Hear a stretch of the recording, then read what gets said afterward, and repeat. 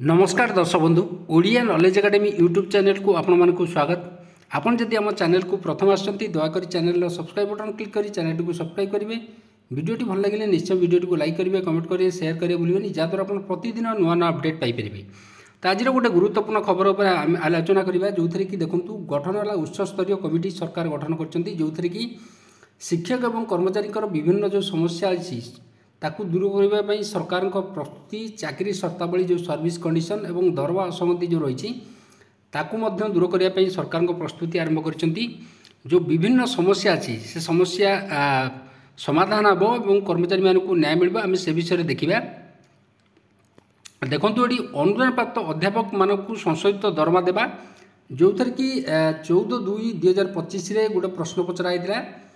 प्रश्न पचारे तार मध्य सुधीर रंजन पाटजोशी जी अच्छा मान्यवर विधायक उच्च शिक्षा मंत्री अनुग्रह कर कहब कि राज्य में बेसरकारी अनुदान प्राप्त जो 488 वर्गर जो अनुदान नियम दरमा जो पाँच ब्लॉक ग्रांट पर सविशेष 2022 संशोधित दरमा पाता अध्यापक कर्मचारी मानक चाकरी शर्तावली प्रदान पूर्वक कॉमन कैडर अंतर्भुक्त कर प्रत्यक्ष दरमा दे पदोन्नति देवा ता सहित पेंशन देवा बाबद व्यवस्था करेंगे कि राज्य जो बेसरकारी अनुदान प्राप्त 662 वर्ग कॉलेज मानक 2008 अनुदान नियम अंतर्भुक्त और परवर्ती 2022 संशोधित दरमा प्राप्त जो ब्लॉक ग्रांट अध्यापक कर्मचारी मानक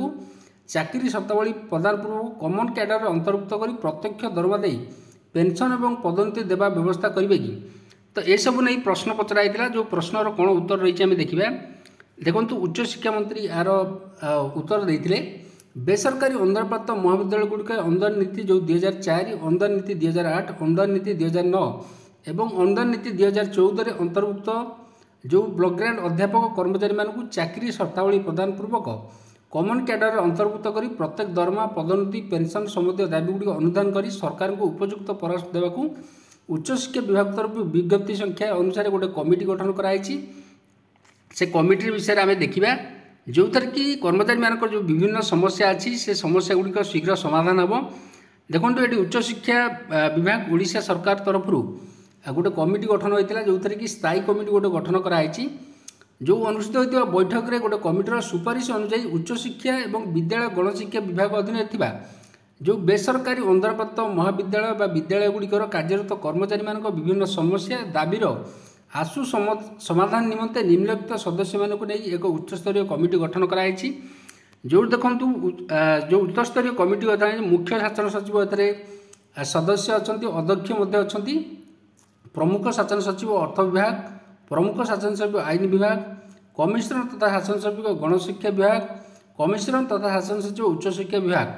तो एमाने सब कमिटर मेंबर अच्छा ये उच्चस्तरीय कमिटी उपयुक्त परामर्श देवा सहित यार रिपोर्ट 3 मास मध्य स्थायी कमिटी जो आईवी रे दाखल करेंगे एवं कमिटी रे तांकर जो डिस्कसन हम कमिटी विभिन्न समस्या गुड़िक रही से समस्या गुड़िक समाधान लगी डिस्कसन करा एवं जो कमिटी पाखे जो स्थायी कमिटी पाखे रखिए कौन कौन सब डिस्कसन है कमिटी रे देखो माननीय राज्य ब्लॉक निर्देश अनुसार तथा मुख्यमंत्री ओडिशा सरकार अतिरिक्त सचिव को माननीय मुख्यमंत्री सदैव अवगति निमंते प्रेरणा कराई सहित देखो ये जो कर्मचारी मानक विभिन्न जो समस्या गुड़िक रही से समस्या गुड़िकर समाधान खूब शीघ्र हम एवं कर्मचारी मानक विभिन्न जो दरमा असंगति ठार आरंभ कर विभिन्न अन्य जो पेंशन एवं ताकर जो रही दरमा असंगति कैडर जो सर्विस कंडीशन ये सब जोड़ाक विभिन्न समस्या रही से सब समस्या खूब शीघ्र समाधान हम बोली आम आशा करूँ एवं कर्मचारी मानक खूब शीघ्र गोटे खुशी खबर मिले बोली आम आशा करूँ। आज ये गुरुत्वपूर्ण खबरटी थी जदि आपको खबरटी भल लगे दयाकोरी निश्चय आम चैनल को सब्सक्राइब करेंगे वीडियो को लाइक करेंगे कमेंट करेंगे शेयर करेंगे भूलें जहाँद्वारा आप प्रतिदिन नुआ नुआ अपडेट पाइपर। धन्यवाद।